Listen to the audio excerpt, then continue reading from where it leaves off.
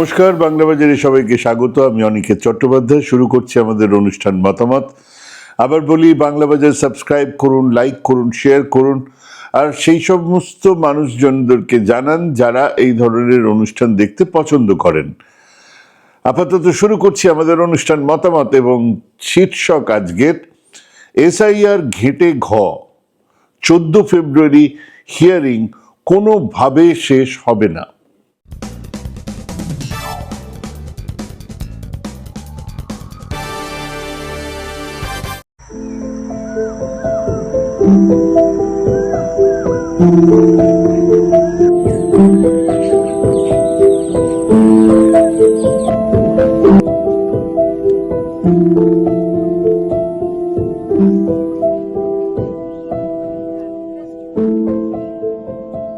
বহু আগেই বলেছিলাম, মোদি শাহ বাংলার রাজনীতি বুঝতেই পারেননি। ইনফ্যাক্ট ওনারা বোঝেনি না। ওনাদের বাংলার তাবেদার মনসবদারদের বাদই দিন আরএসএস বিজেপির মাথারা বাংলার রাজনীতির বৈশিষ্ট্যগুলোই বুঝতে পারেননি। দেশের আর প্রত্যেকটা রাজ্যে ভোট তো হয়, হ্যাঁ, এমনকি ক্যাডার শাসিত কেরালা বা গুজরাটেও ভোট হয়। বাংলাতে ভোট করানো হয়।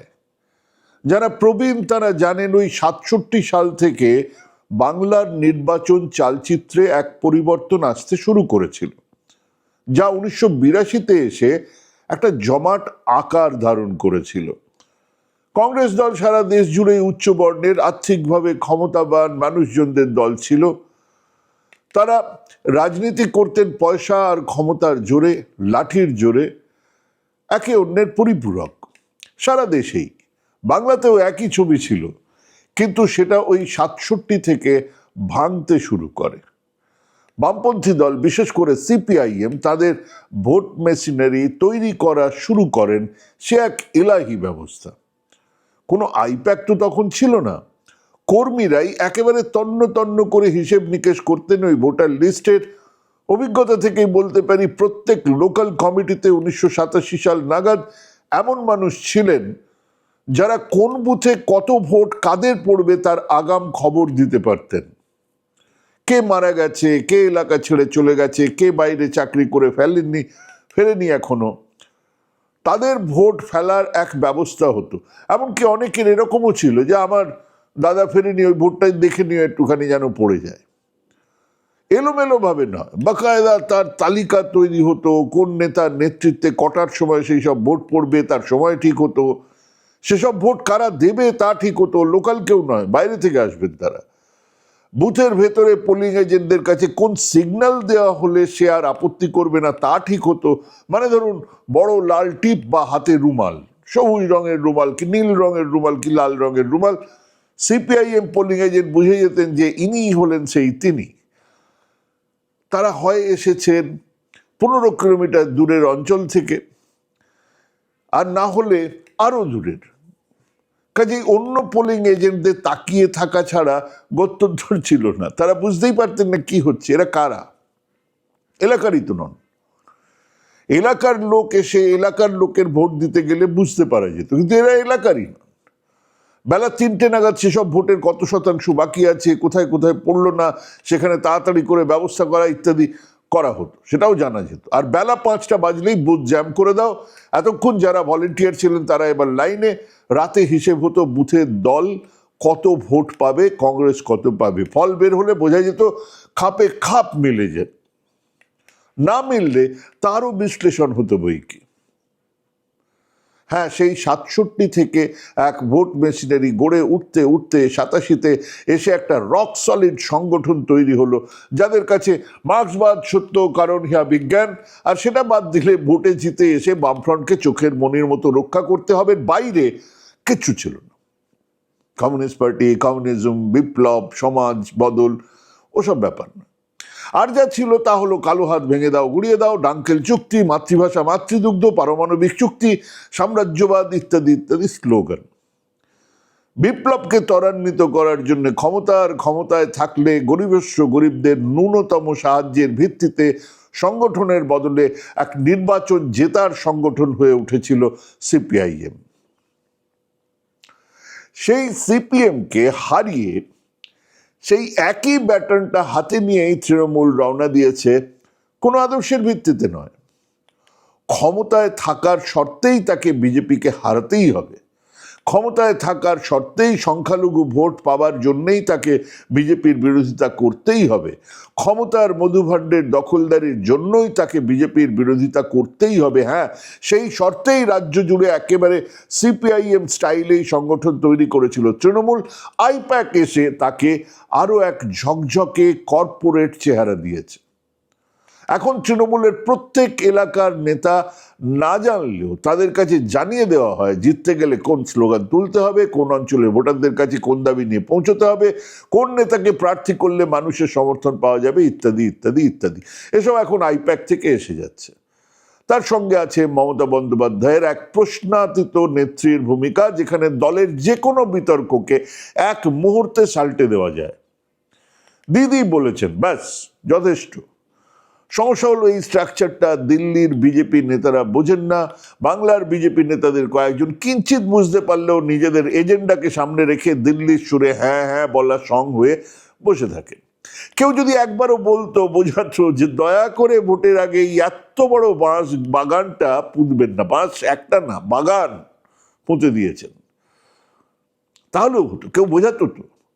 কিন্তু মোসাহেবদের সমস্যা হলো তাদের তো হ্যাঁতে হ্যাঁ মিলিয়ে যেতেই হবে। কাজেই সেই বিরাট আছলা বাঁশবাগানটিকে নিয়ে নেমে পড়লেন বিজেপি। নির্বাচনের আগেই এসআইআর চাই।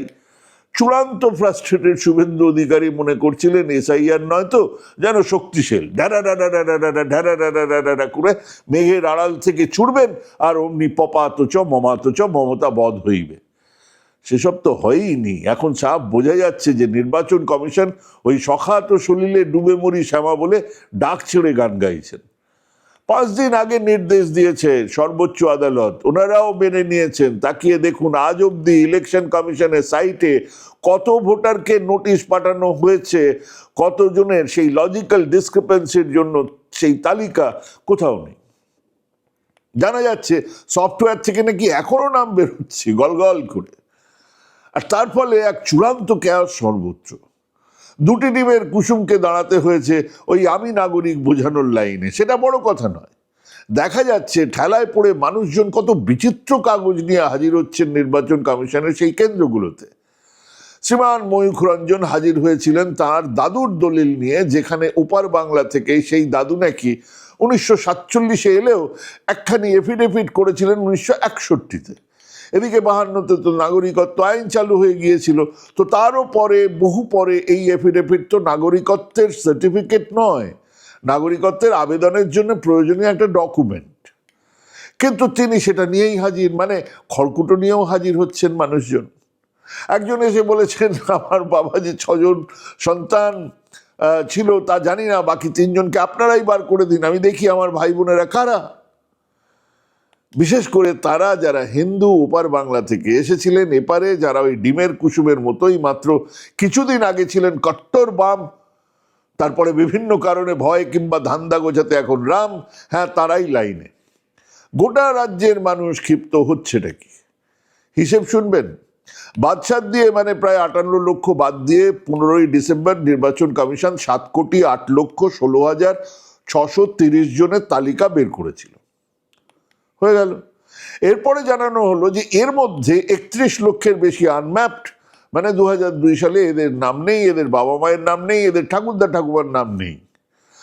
আর 94,40,000-এর বেশি কিছু মানুষের লজিক্যাল ডিসক্রিপেন্সি আছে। সেটা কি?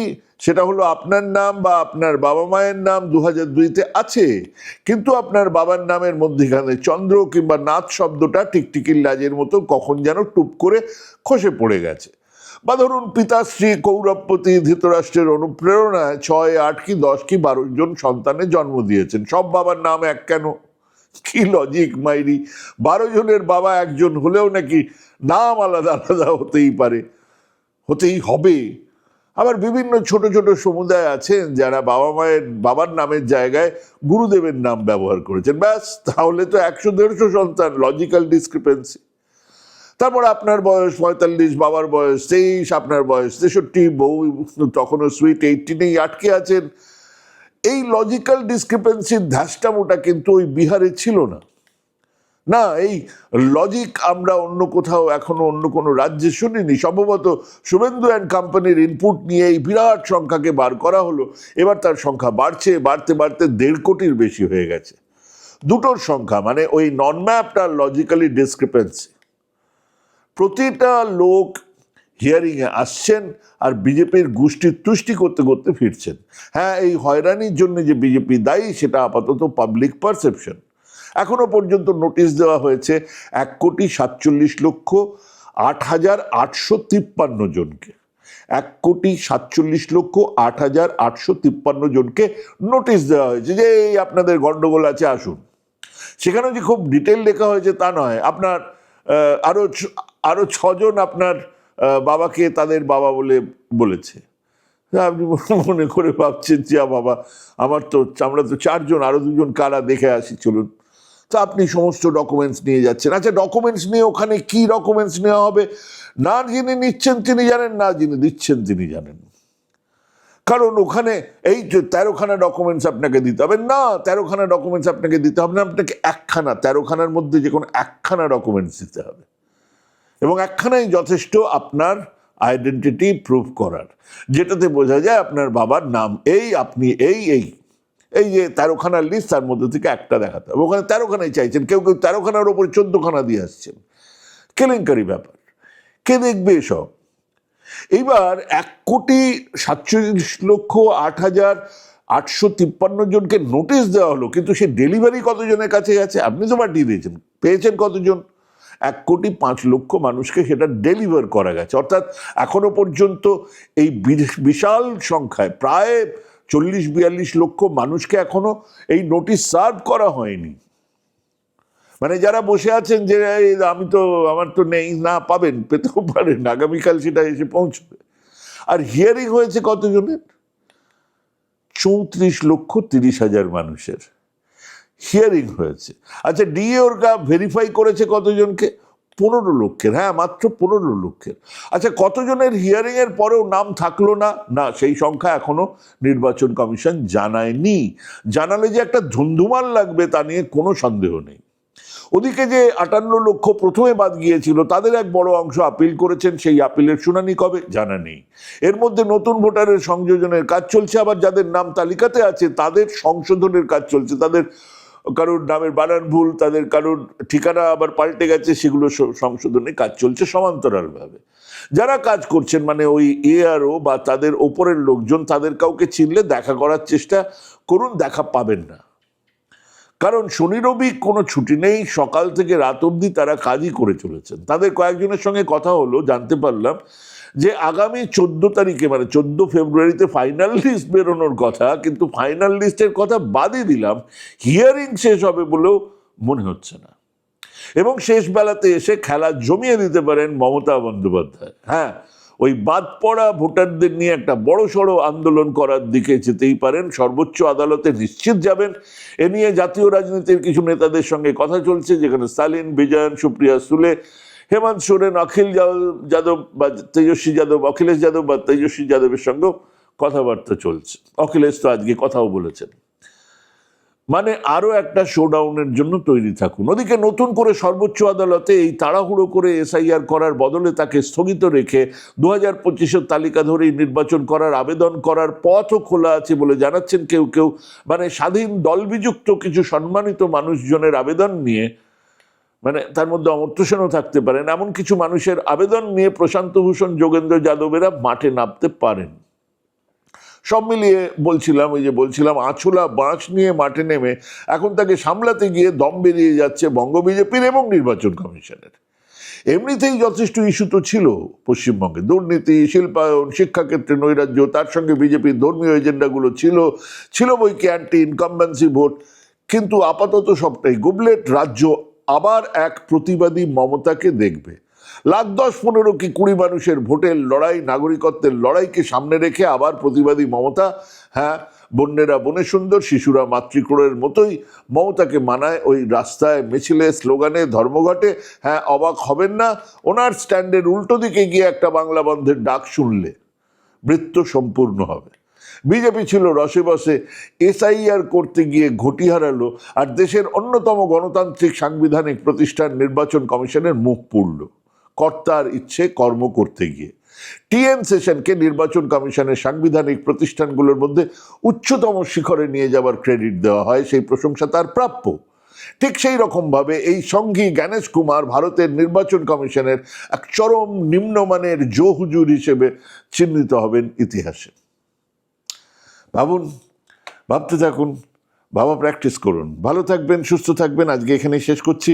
নমস্কার।